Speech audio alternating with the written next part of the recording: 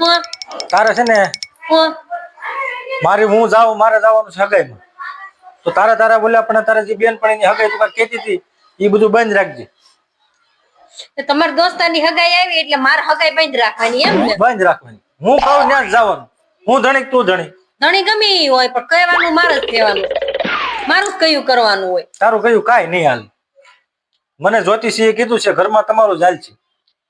એ વળી એવું કેવું જ્યોતિષી હતો તમને જ કીધું તમારું ઘરમાં હાલ છે? હા મારું જ હાલ છે. મારું જ ઘરમાં હાલ છે. મારું જ ઘરમાં હાલ છે. હું કહું એમ જ તારે કરવાનું. હા હજી મારે ઘણા કામ છે. ઘણા કામ હોય તો કામ કરવા મળો બાકી કોઈની હગાઈમાં નથી જવાનું. આપણે નક્કી કર્યું ત્યાં હગાઈમાં જવાનું છે. તારી બેનપણીની હગાઈમાં હું જાવું ત્યાં કાંઈ છે તારી બેનપણી? તમારા દોસ્તારના હગાઈમાં શું છે ત્યાં જાવું પડે મારે બધું વિચારવું. અમારે જવું પડે અમારે બધું વિચારવું પડે. હું આદમીન છું તું આદમીન છું. આદમી ગમે ઈ હોય. ધણી કોણ કહેવાય? તમે. તો પછી ધણીનું બધું આ ઘર કોણ આકે? તો બાઈ તમારે તો કચરા પોતા કરવાનું હોય. હા આજે આવજો હવે બપોરે ખાવા હો તો હું કે તમને. તો હું શું કરવું કે હું કહું ને જ આપણે જવાનું છે. તો પછી મારે સંબંધમાં ગોબો નહીં પડે? તમારે ગોબો પડી જાય તો હું હથોડો મારી મુસ્કાઈ દે બાકી આપણે મારે જવા હગાઈમાં તમારી બેન પડીને જ જવાનું. હવે તારી બેન પડીને જવા દે ને. ઓલી શું નામ અંકિતાની હગાઈ કેતી છે ઈ કેતો નહીં આપણે. અંકિતાના તો કેદુના લગ્ન થઈ ગયા. આ નીતાની છે. એવું છે? હા તો અંકિતાના નંબર તારી પાસે છે કે નહીં? હાલ ચાલ તો પૂછવા પડે ને. હાલ ચાલ હું પૂછી લે તમારે કોઈ પૂછવાની જરૂર નથી. લે એના નંબર લઈ લેવાય આપણે છે ને એના સમાચાર ક્યારેક પૂછવા થાય. આથી હું પૂછતી તો મારી રીતે તમારે પૂછવાની કાંઈ જરૂર નથી.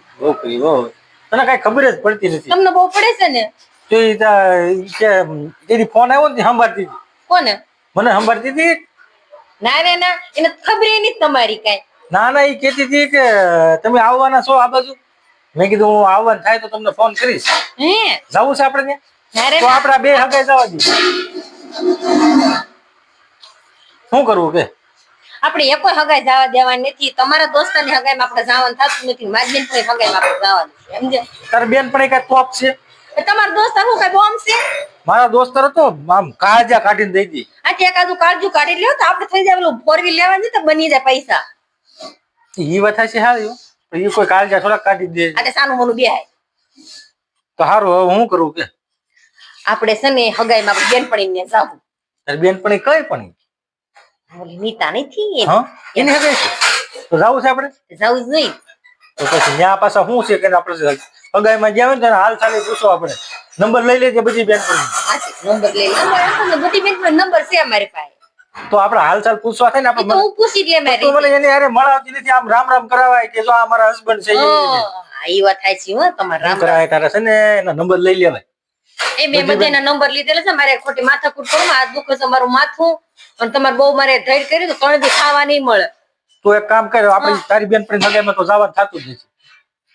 તો તમારે 3 દિવસ હું તમને ખાવા નહીં દઉં. તમારે 3 દિવસ તમારા દોસ્તાના ઘરે જમવા જવાનું. હું હોટલમાં જમી આવી. તું તારી રીતે ઘરે બનાવી લેજે. બધાએ જો તમારો મોબાઈલ તમારો પાકીટ બધું મારી પાસે રહે. તો મારે શું કરવું કે 3 દિવસ સુધી બધું જપ્ત કરી લેવામાં આવશે.